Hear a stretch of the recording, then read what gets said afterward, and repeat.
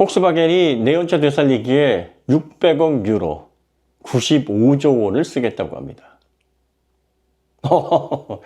얼마 전까지 지붕이 불탄다. 우리 큰일 났다. 허리띠 졸라매야 된다. 강도 높은 구조 조정해야 된다. 독일 내 공장 적어도 3곳을 폐쇄해야 된다. 이런 폭스바겐이었습니다. 예전에 전기차 드라이브로 100조 쓰겠다. 소프트웨어 개발해서 100조 쓰겠다. 다 무효화시키겠다. 이러던 폭스바겐이 2035년이면 퇴장할 내연차를 위해서 93조나 되는, 지금 폭스바겐에서 93조라 그러면 그야말로 유동성을 탁탁 긁어 모아서 있는 돈 없는 돈 정말 피 같은 돈을 쓰겠다라고 하는 발표인데, 이게 과연 폭스바겐의 단독의 결정이었을까? 폭스바겐이 그렇게 해야 된다라고 자체적으로 내린 결정일까? 한번 생각을 해보자는 거죠. 유럽연합의 주요 인사들과 사전 조율이나 물밑 작업이 있었던 건 아니냐. 그리고 또 벤츠를 비롯한 유럽 제조사들이 대거 여기에 참여해서 흐름을 바꾸기 위한 그런 논의들이 이미 진행된 상황에서 폭스바겐이 가능성이 있다라고 생각을 해서 93조를 써보겠다라고 발표를 한 게 아니겠는가. 그런 생각이 좀 듭니다. 무턱대고 발표하진 않았을 거예요. 현지 시간 지난 25일에 폭스바겐 그룹의 아르노 안틀리츠 최고 재무 책임자 겸 최고 운영 책임자가 회사는 내연기관 자동차를 계속 만들기 위해 약 600억 유로를 투자할 계획이며 93조 원을 투입해서 투자를 할 거고, 미래는 전기차지만 내연차 과거는 아직 끝나지 않았다. 이렇게 얘기를 했습니다. 과연 내연차 연장이나 아니면 판매 금지 조항에 대한 변화, 정책의 변화가 있을 것이라는 확신 없이 이런 발표가 가능하겠느냐 생각해보면 지금 폭스바겐 입장에서는 그렇지 않다라는 생각이 저는 듭니다. 이미 앞으로 한 1년이나 2년 후에 유럽연합에서 2035년까지 내연차 판매 금지하기로 했는데 전기차 캐즘 길어진 거 여러분들 아시죠? 이렇게 되면 전기차 공급에 문제가 생길 수 있으니 내연차가 한 4, 5년 더 가야 되지 않겠습니까? 라고 은근슬쩍 발을 뺄 가능성이 있다. 아니면 유럽이 지금까지 그러했듯이 자기 진영이 불리하거나 패권을 차지하지 못한다라는 위기감이 엄습하게 되면 안면을 바꿀 가능성도 있습니다. 상황이 바뀌었으니까 내연차 금지 조항은 없애고 전기차와 내연차가 균형 발전을 통해서 서로 상호 보완하는 과정으로 발전시키겠다. 대신 내연차의 환경 구제를 더 강화해서 앞으로 미래에 맞는 새로운 동력원의 내연 기관차를 제조사들이 만들어낼 수 있도록 자기들이 독려하고 이끌겠다라는 엉뚱한 정책을 아마 발표하지 않을까 싶은 생각이 좀 듭니다. 폭스바겐이나 폭스바겐 진영에 참여하는 유럽의 레고시들, 그런 제조사들의 가장 바라는 시나리오는 이걸 겁니다. 전기차 캐즘이 이렇게 길을 줄 누가 알았어요. 내연차도 이게 전 세계의 이동수단으로서 기여하는 바가 큰데 무조건 차세대 전기차 친환경 정책 때문에 없애야 된다는 건 우리 제조사들보다도 전 세계의 복지와 권리에 이건 더 큰 문제다. 그리고 그걸 통해서 생활을 일구어 나가는 그런 일반 소시민들, 국민들은 어떡하냐. 노동자들 어떡하냐. 결국은 같이 보듬어 안고 가야 되는 게 가장 이상적인 미래다라고 사람들을 설득하는 방향을 가장 베스트 시나리오로 지금 짜고 있을 거예요. 차선책은 만약에 이러한 자기들의 꿍꿍이가 통하지 않게 되면 5년이나 길게는 최대 10년까지 내연차 판매 금지를 연기하는 거라도, 그렇게 되면 2030년, 2040년 혹은 2045년까지 연기가 될 수 있으니까 지금 2025년이 최대 20년까지도 연장을 바라볼 수 있는 그런 상황으로 전개가 될 수도 있다라는 계산이 든 거죠. 그래서 지금 그렇게 어렵고, 포르쉐도 지금 난리지 않습니까? 영업이익률이 8.5%로 지금 거의 반토막이 나고 있고, 주가도 지금 상장한 이후 대비 44%나 급락해 있고 곧 있으면 반토막 납니다. 고점 대비로 3분의 1 토막 났고 중국 시장은 해마다 30% 이상씩 쭉쭉 빠지고 있고 중국 시장에서 힘을 잃게 되면 이제 3위 그룹, 4위 그룹 ETC 제조사 되는 거는 시간 문제인데 지금 절대절명의 위기입니다.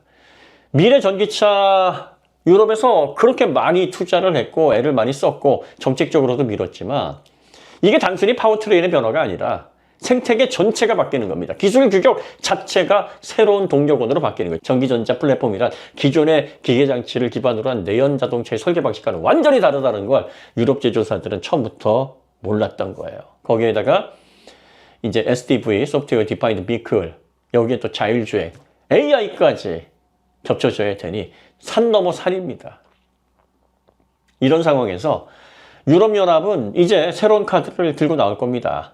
연장 아니면 내연차와 전기차의 공존 둘 중에 하나 들고 나올 거예요. 언제?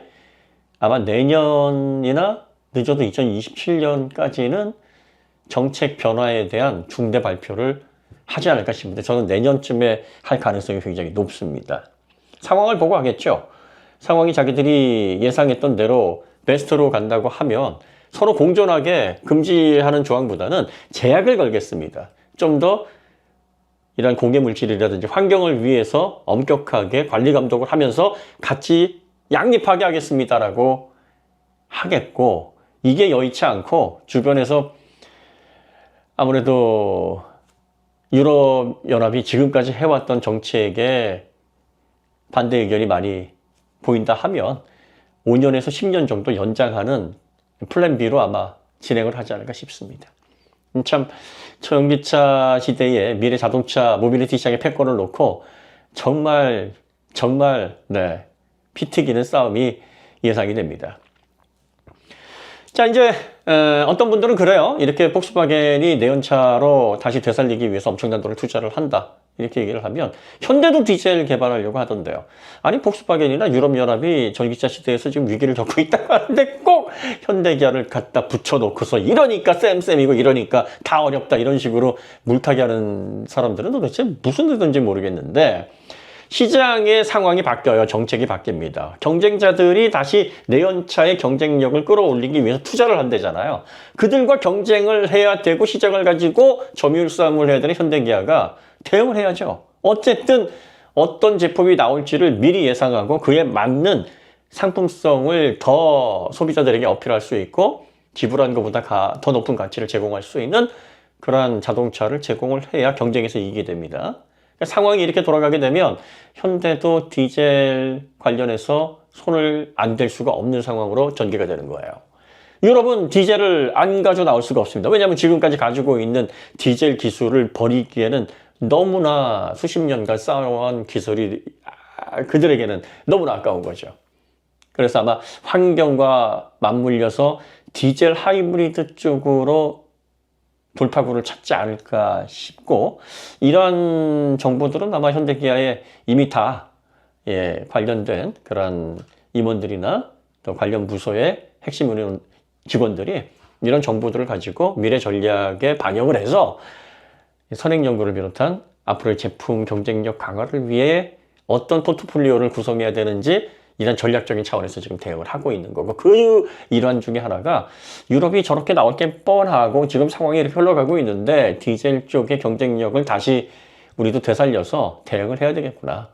앞으로 내연차가 5년 더 팔릴지 10년 더 팔릴지 15년 더 팔릴지 지금 상황이 변하고 있단 말이에요. 그러면 그 시간 동안에 현재 상품성을 가지고 경쟁을 통해서 시장의 점유율을 안정적으로 유지하고 그리고 미래 시장을 그러한 기반 위에 차곡차곡 쌓아 나가야 앞으로 차세대 모빌리티에서도 승자가 될 수 있는 발판을 마련할 수 있는 겁니다. 그러니까 현대도 내연차 다시 개발한다던데요.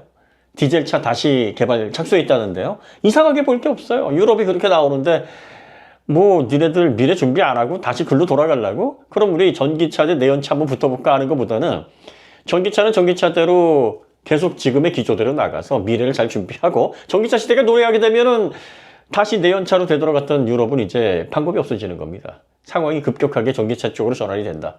그래서 소비자들이 뭐든지 시장을 움직이는 그런 열쇠를 갖고 있지 않습니까? 소비자들이 비교해보니까, 야, 내연차 이제는 못하겠다. 불편해서 전기차 타야지. 아, 이거 어떻게 타냐. 지금까지는 몰라서 이용했지만, 이제 그 편한 전동화 전기차에 대한 그런 혜택과 그런 효율을 알게 됐는데, 우리가 미쳤다고 내연차 돌아가냐. 지금 전기차 오래 이용하신 분들은 다 그런 생각 하시거든요.